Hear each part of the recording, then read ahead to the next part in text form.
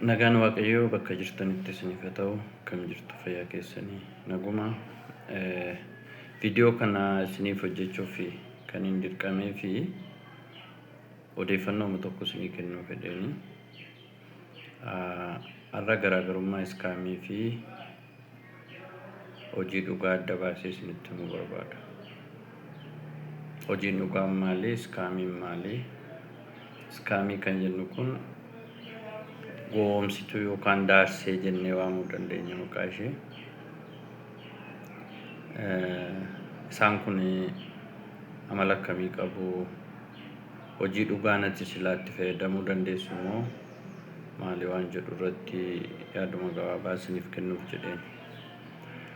Namoonni baay'een waa'ee hojii yerootti kaastuu fi keessumaa hojii teekinooloojiidhaan wal qabatu. Bizineesii onlaayinii maal jennee yeroo nu dubbannu sammuu isaaniitti wanti dhufu warra nama nyaatan, warra iskaamii, warra nama saamanii jedhanii yaaduu jechaadha. Kun immoo maalirraa maddee? Daarseen bizineesiis miti, hojiis miti. Hanna inni akkatti nama hatan mijeeffatanii dhufuudha. Siisteemaa hannaa diriirfachuudha sun. Isaan kun yeruma ati dhattee galmooftu wanti isaan sitti dubbachuu jalqaban maali? Waa'ee investimentii hojii investi gootuudha. Birrii amma kana investi gootaa jedhaniiti sitti dubbachuu jalqabu jechuudha. Otoo birriin kaffaliin hin galmooftu, kanaaf dursumaa birrii fidisiin jedhanii si jalqabsiisu jechuudha. Amma gaaffii guddaan ani qabu maa inni siluma isaa hojii hojjedhu siin jedhu taanaan birrii fidi jechuun maaliif barbaachise? Birrii fidda yoo ta'e immoo maal bitatta? Waa bitattu qabdaa? Piroodaaktii bitattutu jira? Birrii kenni, birrii ammana investi godhe wanti jedhamu kun lafa maalii sii kennan? Lafa itti investi godhu. Mee gabaabaadhumatti amala isaaniin gad isinii tarreessaa. Warri iskaam yookaan daarsee jennuun kun dursitee qarshii si gaafatti. Mallattoon ishee kanuma. Itti galtee hojjechuuf dhiisuun kan keeti, yani mallattoon sitti himaa jechuudha. Qarshii amma kana qabsiiftaa, guyyaa guyyaadhaan immoo birrii amma kanatu sii kennamaa siin jedhu. Har'allee nama baay'eetu nyaatamaa jira. Har'uma kana nama baay'eetu nyaatamaa jira. Inni lammaffaan immoo lakkoofsa guddaa ta'e tokko sirratti gadhiisu. Waaleetii keerra lakkoofsa baay'eetu jira. Birrii baay'ee miliyoona fa'aa ta'u jira. Garuu lakkoofsa hin ba'u birriin sun achi keessa.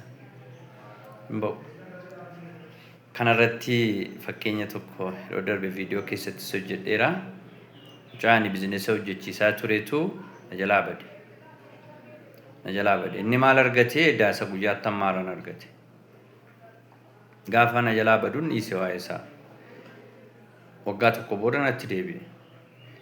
Doolaara baay'ee hojjedheen garuu biricha baafachuu dadhabee. Doolaarri hin jiru bara lakkoofsa malee. Lakkoofsa malee doolaarri hin jiru. Lakkoofsa baay'ee sirra naqu jechaadha walumaa gala. Gaafa naqee lakkoofsa inni iskiriinshuut godhee natti ergu laalu biyyi Itoophiyaa iyyuu hin qabnedha jechuudha. Doolaara biiliyoona 1,400,000 meeqa jedha achii gadi gaafa lakkaa'u. Garuu saantima tokko iyyuu keessaa baafachuu hin danda'u jechuudha. Uummanni keenya garuu isa lakkoofsa baay'ee kana kan inni barbaadu.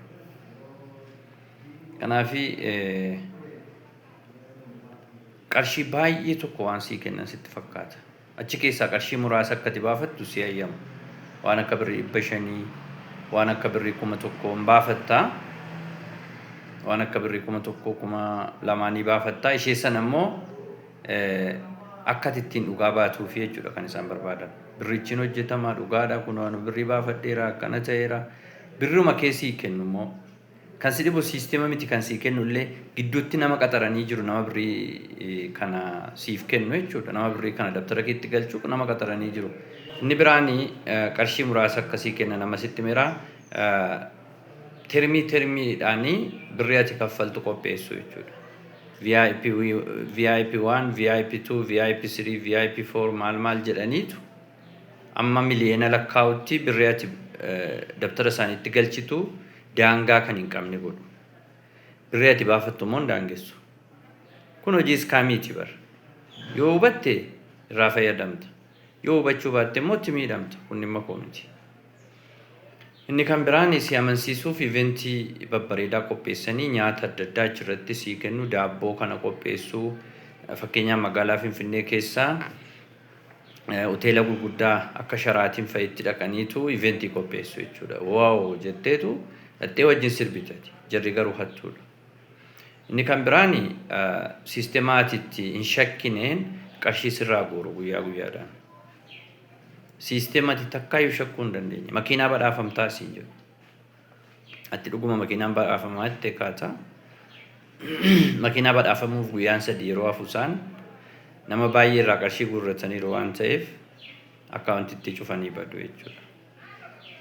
Inni biraan hojii isaan si hojjechiisanii hojiidha jedhanii sitti kennan ispiinii wayitii guyyaa guyyaadhaan waan itti ispiin gootu ispiina sobaa sitti fidu. Homaa wanti sii dabalus wanti sii irratus hin jiru jechaadha. Hojii qabatamaa ati hojjettu achi keessa hin jiru.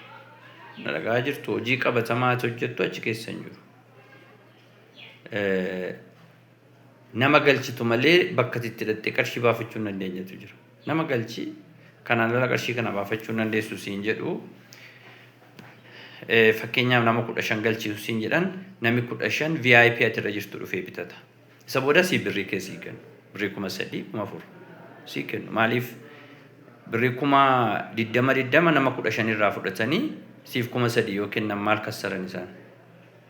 Birriin isaan sii kennanis birriin isaan namaaf kennanis isumaatii nama harkaa walitti qabde sanadha jechuudha.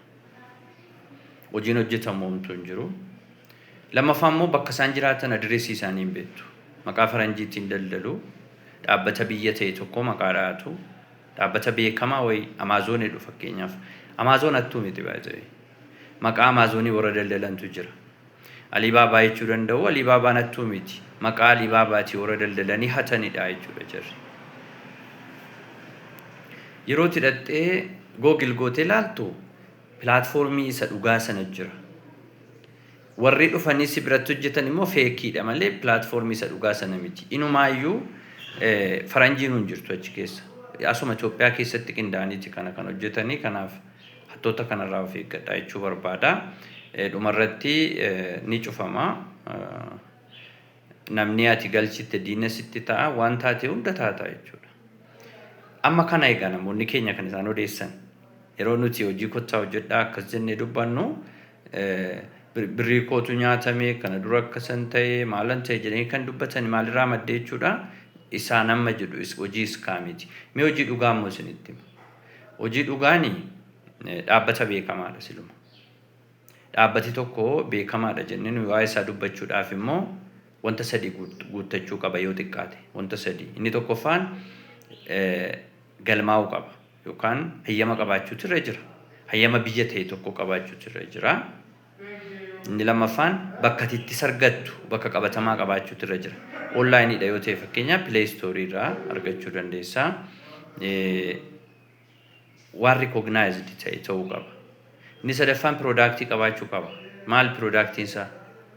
Yaadadhamoo yookaan immoo waan qabatamaa lafa jirudhamoo waa gurguru qabamoo waan gurguru sanaaf immoo amanamummaan isaa hagamii kan jettu laaltaa jechuudha. Kanaaf wantoonni sadan kun baay'ee barbaachisaadha. Bakka itti argattu qabaachuu qabda. Of dhossanii miti kan isaan hojjetan jechuudha. Adimiinii mataa isaanii qabu. Tarii waajjira mataa isaanii qabu. Amma fakkeenyaaf pilaatfoormii ani keessa hojjedhu kuni kan isin ajaa'ibu adimiinii mataa isaa qaba. Biyya Singaappooritti kan inni galmaa'ee product mataa isaa qaba. Seerota sana hundanii guutaa jechuudha. Kanaaf egaa warri hojii dhugaa isin hojjechiisa yookaan dhaabbanni hojii dhugaa of keessaa qabu kaffaltii dursee si gaafatu hin qabu tokko. Lammaffaa waan hojjetamu jira hojii sii kenna jechuudha. Sadaffaa akkaataa ati itti hojii sana hojjettu hubannoo sii kenna. Lakkoofsi guddaan gara waaleetii keetti seenu hin jiru. Hamma hojjettee argatta birrii tokko isa taatu lama isa taatu malee wanti dhangala'ee dhufee dabtara kee irra galu hin jiru. Sadarkaa kee suuta guddata malee har'uma kaatee har'uma VIP 4 5 irraan geessu jechuudha. Inni biraan carraa siisteema ijaaruu sii kenna. carraa siisteema ijaaruu inni sii kenna sanaan immoo siisteema kee guddifachaa deemta. Neetwoork maarkeetingiidha jechuudha. Lamma iskaamiidhaa fi piraamiid iskiimii akkasuma immoo maltii level maarkeetingii kan jennu namni keenya adda baasee beekuutu irra jira. Maltii level maarkeetingii jechuun maal jechuudha? Maltii level maarkeetingii jechuun daldala hunda galeessa jechuudha. Daldala hunda galeessa jechuudha. Daldala kallattii baay'eedhaan atitti bu'aa argattu jechuudha. Amma egaa maltii level maarkeetingiidhaa fi piraamiid iskiimii adda baastanii ilaaluu qabdu. Kanarrattis yeroo biraa bal'inaan ibsa isiniifan kennaa. Waan ati bittee gurgurtu jiraachuu mala. Yoo birrii baastatee waa bitatta. Wanti ati bitattu sun immoo darbee bakka biraatti valuabiliidha jechuudha. Yookaan immoo gatii qaba iddoo biraatti. Malee waan siisteema kee keessatti bu'aa hin qabne horii keetii wanti ati bittu hin jiru. Inni biraan hangi bu'aa ati argattu hojii kan kee irratti hundaa'a jechuudha. Hojii kan kee irratti hundaa'a. Hojjetanii qarshii argachuu akka malee ulfaata achi keessatti baay'ee fiiddeeti kanatti qarshii argattu. Qarshii baafachuun garuu baay'ee salphaadha. Hamma qabdu baafatta, hamma hojjette baafatta jechuudha. Tarii hangi ati birriirraa baafattu iddoo murtaa'e qabaachuu danda'a. Akka seera pilaatfoormii sanaati hanga murtaa'e ta'uu danda'a. Garuu hamma kana baafattaa hamma kana baasuu hin dandeessu yookaan birrii baay'ee baasuu hin dandeessu. Guyyaatti yeroo 2 caalaa 3 caalaa baasuu hin dandeessu. Kun haasaa warra iskaamiiti. Guyyaatti yeroo 2 yeroo 3 yeroo 5 yeroo 100 baasuu dandeessa jechuudha. Wanti si gaafatu hin jiru. Qabeenya kee amma ta'etti birrii sana hojjettee ammatti fidattetti. Kanaaf hojii dhugaatii fi hojii sobaa adda baastanii beekuu qabdu. Egaa hubataan nama keenya yeroo baay'ee kan inni jedhu wanti lafa kanarraa hojii onlaayinii jedhamu hundinuu sobaa warra nama nyaatanidha jedhee amana. Utuu akkasitti yaaduu baattanii gaariidha. Ana bira hojii dhugaa namni hojjetee qarshiitti argataa jirutu jira. Yoo fedha keessan ta'e kottaa na wajjin hojjedhaa. Asuma viidiyoo kana jala garee teelegiraamii isiniifan kaa'aa achi keessatti wal argina. Hojii iskaamii fi hojii dhugaa adda baastanii beekaa isiniin jedhaa. Horaa bulaa.